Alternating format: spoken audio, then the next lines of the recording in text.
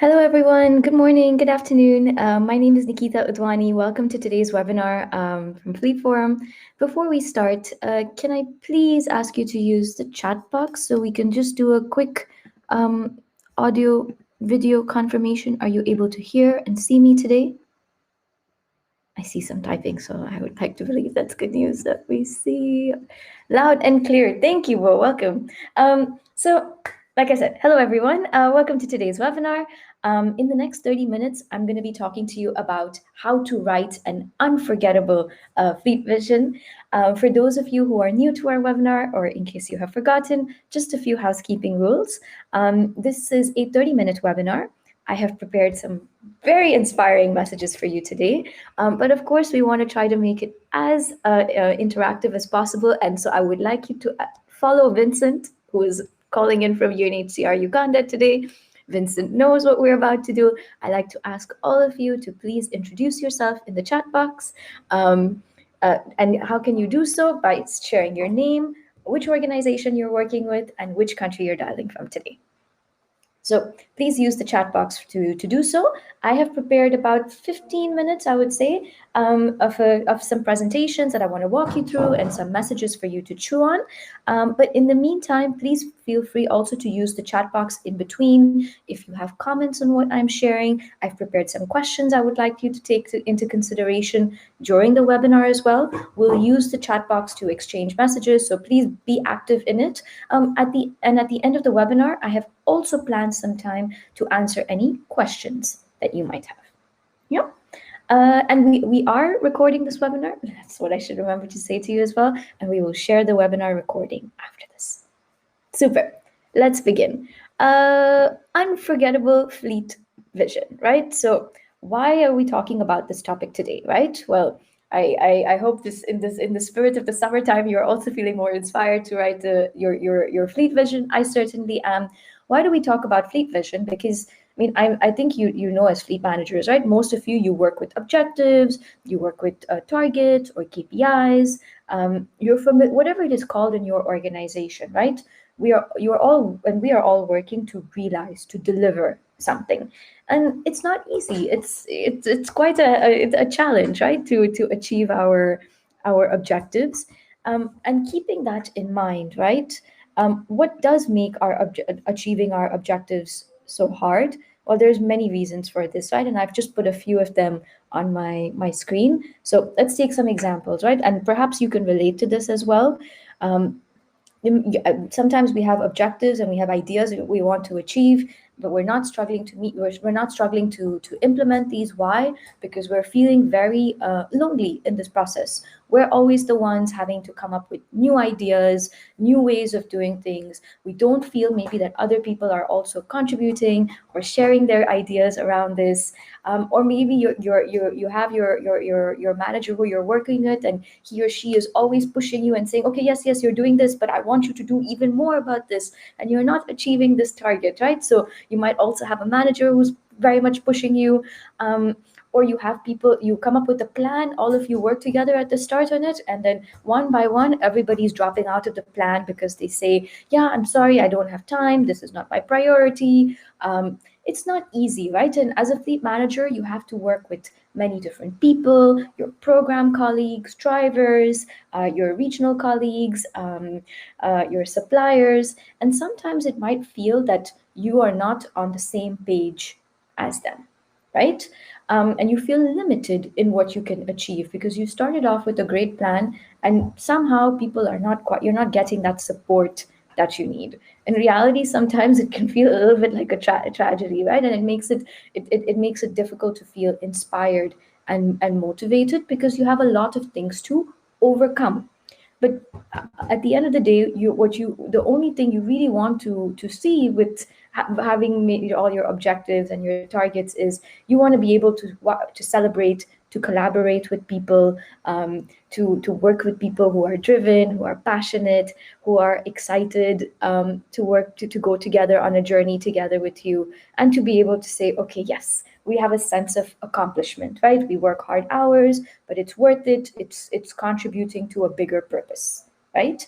And There are many different ways that you can motivate and engage people, but the one that we're going to be talking about today is vision, right? And how can you use a vision? How can you write a vision? What makes a good vision? And how a vision can help you to be more successful. So let's talk about that, right? I want to talk to you about what exactly is a vision, but first I've prepared a couple of questions for you. So I think you can see my screen right now, and I've included two pictures in there. If you know these pictures, can I please ask you to use the chat box to share who are these pictures of? I see some of you are typing. And in the meantime, I see we have quite an audience today, many different organizations, many different countries and roles and responsibilities. Thank you all for joining. Omer, first one. Yes, you said President Kennedy. Omer, I'm going to ask you who is the. No, I know you know who it is. Okay, so it's the person on the left, right? It's not the person on the right. So we have John F. Kennedy on the left. And let me see, did anyone guess the other one? Yes, definitely. Who guessed first? Let me see who guessed first. Testify, testify, indeed. So thank you all. Indeed, you are right. Charles, somebody on the moon. You're making me laugh today. So let's talk about these, right? So who are these two people? It's very much, I share these pictures with you today because it's very much related to the topic that we're discussing, vision, right? So on the left, you have John F. Kennedy. He was a president of the United States in the early 60s. He died, unfortunately. Yeah, that's what I wanted to say. And then on the right, who do we have? Neil Armstrong, the first man to visit the moon, right? So, how are these two pictures linked? Well, as you can see in these are linked with a vision. At the time, when Kennedy had said, we're going to send an American person safely to the moon before the end of the decade. And he said that in 1961, and in 1969 it happened. It actually happened, right? And what was the driving force? I mean, of course there's many different elements around it, right? But the starting point was having a vision. At the time, many people looked at him and said, hmm, what are you talking about? But it happened, right? So and they realized it and it changed everything, right, for the world. So let's look in more detail as what what is a vision, right? So this is an example, but let me also share with you another example. This one I think also you can relate to very much. You might have heard of Bill Gates before. If you haven't, I'm sure he has affected your day to day life in many ways, starting with perhaps the computer that you are dialing in from today, right? Indeed, it is Bill Gates. Testify, yes. And he also, in 1975, together with his co-founder, his friend, he said, I have a dream. It's also a familiar phrase. And we are going to, they talked about having a computer at every desk in every home.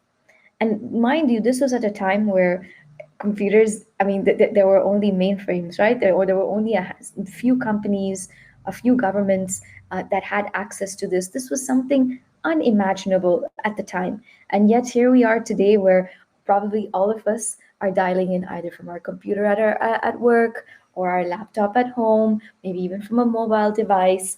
It takes vision, right? And it's today, at the time it sounded like a crazy and a wacky idea, but now this has become a key part of our day-to-day work.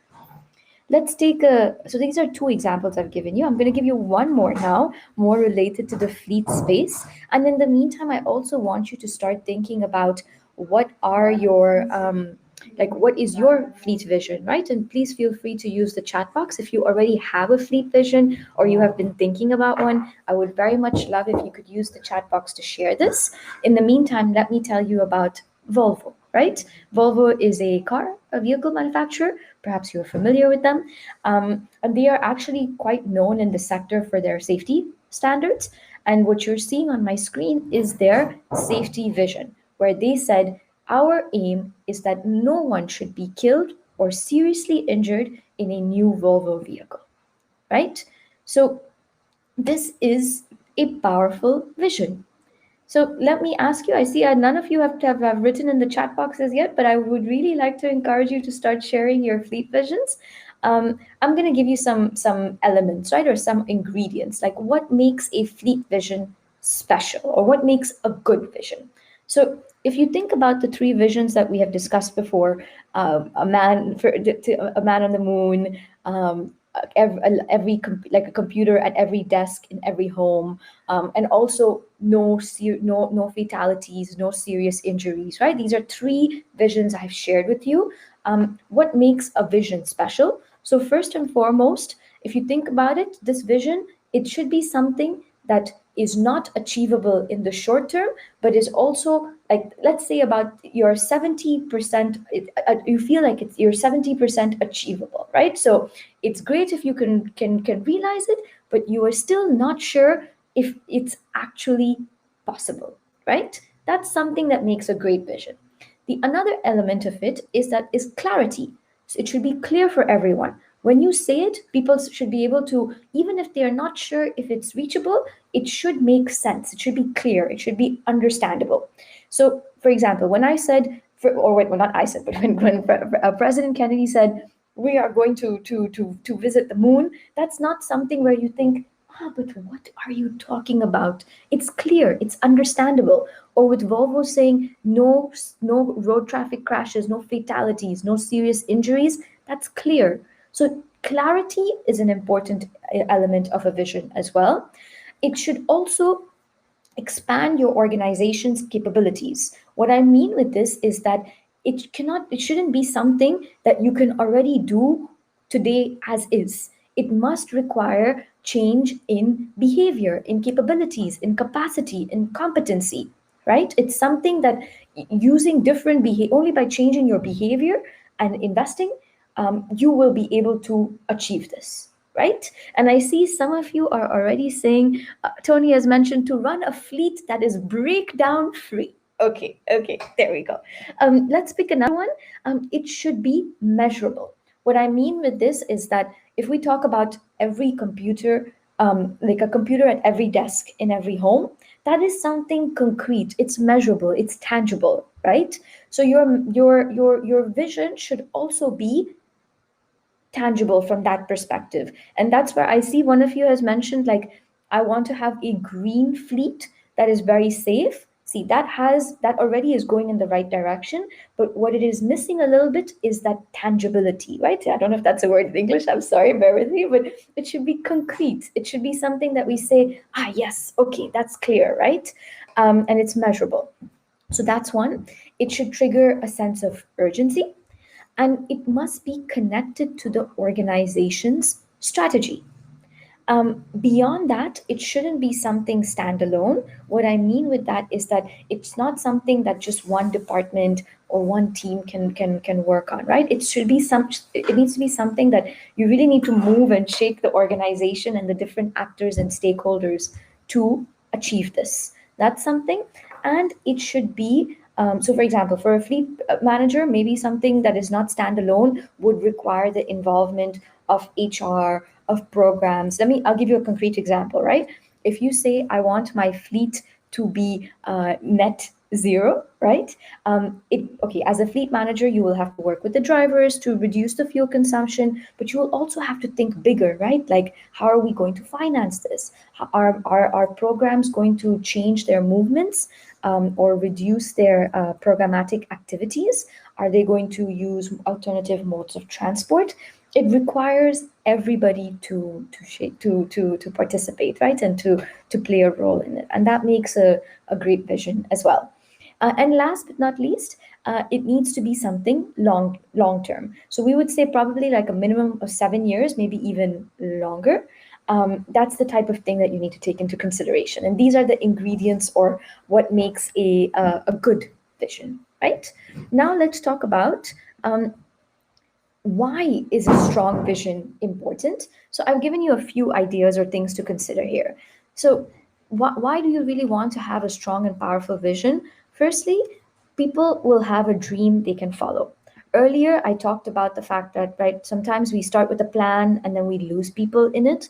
And look, that, I'll be honest, that can happen with a good vision as well. But the benefit of having a powerful vision, a strong vision, a good vision, is that people can find themselves in this. What I mean with that is that you it gives people a sense of purpose, right? We all are playing our small role to achieve something bigger, and that can also give a lot of energy to people. It gives a sense of purpose. So that's something that's one of the reasons why it's important to have a strong vision. Another reason is that it will stimulate creativity. What I mean with this is that we mentioned earlier, right? It's not about a strong vision will need to be complemented with powerful actions, new behaviors, new ways of working together, but also to learn from mistakes, right? So, for example, maybe your vision is I want to have zero crashes and fatalities and injuries in my organization. Yeah, but in order to do that, you are probably going to have to not probably, you're going to have to take different measures, right? The initiatives that you are taking today are not leading you to zero road traffic crashes or fatalities or injuries, which means you're going to have to try different approaches and experiment and learn from that as well, right? And reflect. So it will stimulate creativity.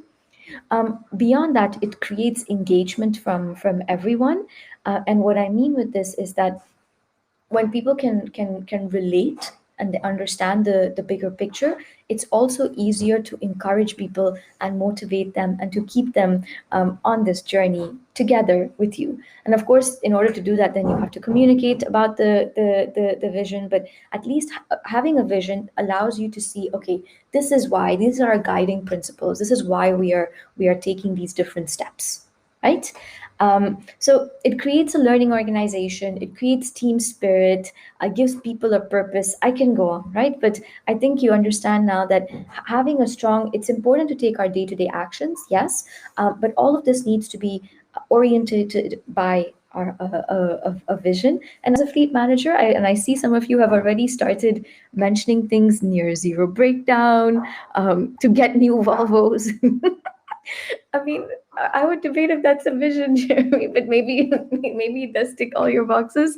Rami, you said most safe and economic fleet. So indeed, colleagues, like I was mentioning earlier, right? So try to keep it safety and the environment. Yes, I agree with you, and economic, sure as well. But you need to also make it tangible, right? So when you say most safe, what does that mean? If we go back to the Volvo example where they said, okay, we want to have zero crashes, zero serious injuries and fatalities, that's tangible. That's something that you can measure. And it's simple to understand then for people who are not in the area of fleet as well, who you will need in your organization to support you. So try to also make it tangible. Yeah. And I do want to say, right, look, it is true as well. You might say, Nikita, but is a vision the only thing I need? No. But I mean, today's topic is the vision. So which is this is why I zoom in on this. But keep in mind that I do agree with you, and I can certainly relate to vision is one important thing that you need to do. And even with that, it could be that some people might say it's impossible, right? Like at the time when John F. Kennedy said man on the moon, there were many people who said, what are you talking about, right? This is impossible. Or net zero, even someone might tell you, net zero with the fleet, with this old set of vehicles, net zero? Are you kidding me? So you will get people who might say we cannot do this or we've done this in the past and it doesn't work, and by the way this is your ideas are crazy. So you will, I mean, even with a strong vision, you will still have people who might not follow you on this journey, and you might be back to not having the support, not being able to celebrate, not having that collaboration. I do recognize it's not an easy topic, right? But I think that what you can do to at least increase your chances of having a vision that encourages and motivates people as much as possible is to define your vision together. So I've placed 4 questions on the slide for you. If you don't have your vision as yet, these are 4 questions that you might want to consider as you develop your vision, and is to really think about what is the organization that you're working with, And what I mean with that is like, what is the organization's strategy? What is its core skills, its core competencies, its purpose, right? And to start to then make the link to where does fleet fit into that greater into that strategy, right? So look at the organizational strategy, and from there then think about, okay, what could be my fleet strategy, right? And just start listing down, listing ideas. So that's one part. The other thing you need to do is then think about yourself individually as the fleet manager, and think about what are you passionate about, what gives you energy, right? Some of the fleet managers who I've met have said, I'm really passionate about vehicle mechanics, or no, I'm really passionate about safety, I'm really passionate about sustainability, right? So really think about your own skills as well, and what gives you energy, what drives you, what makes you get up in the morning, and go to work, and what would create a feeling of pride in your work and in your organization. And just keep listing. There's no bad ideas from that in this process. And from there then try to combine the two into a vision statement. Yeah. um, so that's a little tip on how you could create a vision. And what I do also want to remind you though is that writing the vision is the first step. What you need to also keep doing then is that's what you're seeing on my slides, is you want to make sure that it's your guiding compass, right? That when you are making your objectives for 2024, when you are evaluating your success of 2023, you need to constantly make the link between how is this related to my vision? How are we contributing to the vision? You've got to keep it alive. And that also means assessing it, continuously looking at, okay, how do my plans align with that vision, but also finding different ways to keep communicating about it with your stakeholders, your drivers, your program colleagues, fleet managers and other organizations, your suppliers. Keep finding ways to make connections to your vision. That way you will make sure you keep it alive. um, so summarizing, right? What is a vision? It's not a top down decision. It's a dream. It's an ambition. It's not an additional target. What I mean by this is it's not a project that you are working on that is on top of your other projects. No, it is something that you are using to orientate all the different activities that you are fulfilling. And you want to make sure that you communicate this with everyone inside and outside of your organization. You want to constantly assess your objectives and your plans in relation to your vision. And you want to make it part of your procurement, your hiring, your training. Let me give you an example, right? If you say, I want my fleet to be net zero, and then imagine you are also launching a tender, for a big tender for many different vehicles. You might ask yourself, do we need all these vehicles? Is this really necessary? How is this going to help us become net zero? And even with the vehicles that you are tendering for, you should ask yourself, do we have the right requirements to be sustainable? Are these the right types of vehicles that we need? Could we use smaller, more fuel efficient vehicles? Could we use hybrid electric vehicles? So, this is what I mean with make it part of your ongoing activities, your procurement, the people that you are hiring, the trainings that you facilitate. That's the way you keep it alive, and make sure that you regularly assess progress. Mm, I've provided some questions for you also to consider as you measure the success of your vision. So you can use these questions in the form of a self assessment, or you can use it to create a questionnaire with your staff, or you can bring together a different team of people and evaluate how successful. Use it as a reflection exercise. But you want to ask yourself as you're implementing, do people feel stimulated by this vision? How many initiatives are being implemented based on this vision? What effect is it having on your key performance indicators? Is it increasing the satisfaction of your passengers, the transport users, of your employees? Are you seeing any breakthrough moments? Do you see a change in your approach and the way that you're working together with your suppliers? You can really use these questions as indicators, or ways to reflect on your vision, and to what extent you're continuing to use it to orientate yourself. Um, I see some of you provided examples of vision statements. Like I said, we want to try to make it as tangible as possible, right? So what you can see on my screen right now is examples of what could be your man on the moon. So I'll just read a couple of them for you, right? But in 10 years from now, we will have the best fleet management provider. We will be the best fleet management provider in the sector. Or in 2028, we will not have any road crashes in our fleet. Or in 2030, we want to be known as the UPS, right? UPS, who is known as like a pinnacle, an example of really great safety and sustainability practices as well. We want to be the UPS of the humanitarian sector. Or we want, as I mentioned earlier, net zero transport. There's different ways, right, that you can express your vision. These are some concrete ways that paint a very clear picture for people when you communicate vision. So I want to close off with a little quote before we open up for questions, which is a goal should scare you a little, but excite you a lot. I hope you got some good ideas from this webinar. Let me see. We're going to open up the floor for questions now. Let me see. I haven't seen any questions from your side as yet. Colleagues, I'm going to give you a minute or so to write down the questions. The only ones I have seen so far is a little bit technical questions. And I see, Jeremy, you've been helping us in the background. Thank you very much. I appreciate that. What I'm going to at least do is maybe give some examples. So, Tony, you said my idea of a vision is to run a fleet that is breakdown free. Okay.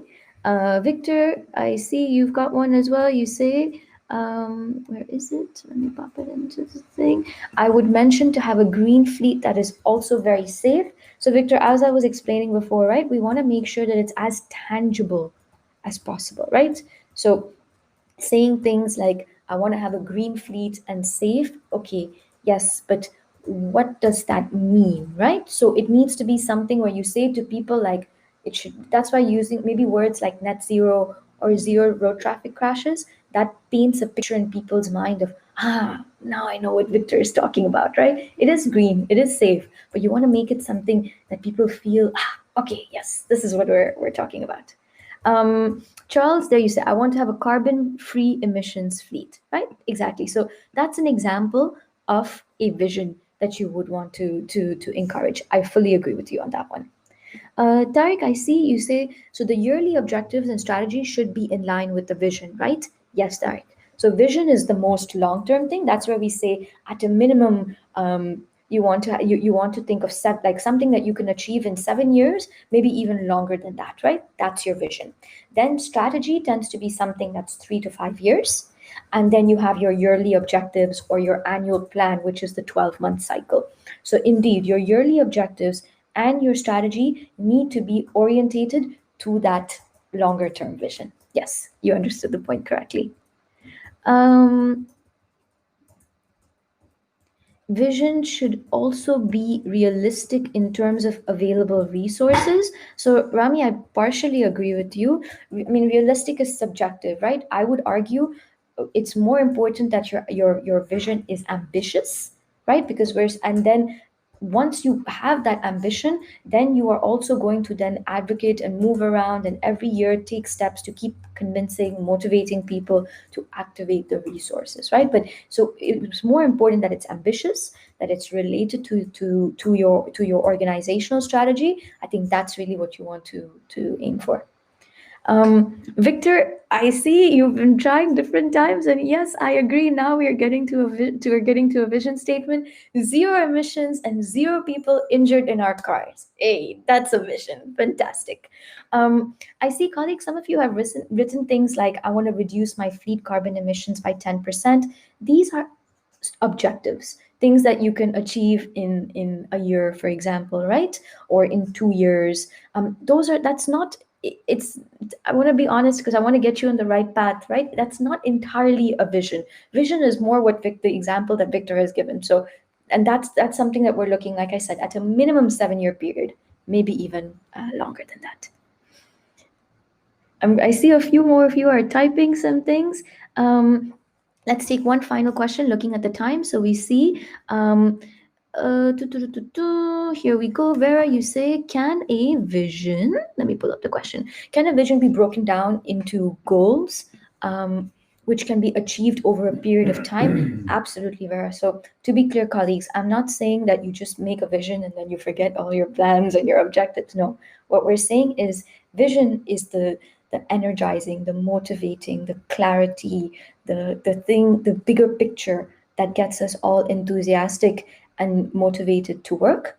And then, of course, you need things like strategy, like plans, like targets, like goals to make steps one at a time to get there. Yeah. I hope this gave you some ideas and inspiration for your fleet vision. Let's wrap it up. Thank you all for joining today. Like I said, we're going to be sharing the webinar recording with all of you. We'll send an email in the course of today. We're uploading it to the Knowledge platform. If you have any questions, you can always reach out to me or to a representative of Fleet Forum. And next week, we have a webinar on it's a strategic session on why organizations should work on sustainability. So if you're interested in the topic, I would encourage you to go to our website and sign up for the webinar next week. I want to thank you all for actively participating, and I wish you a great day. Bye bye.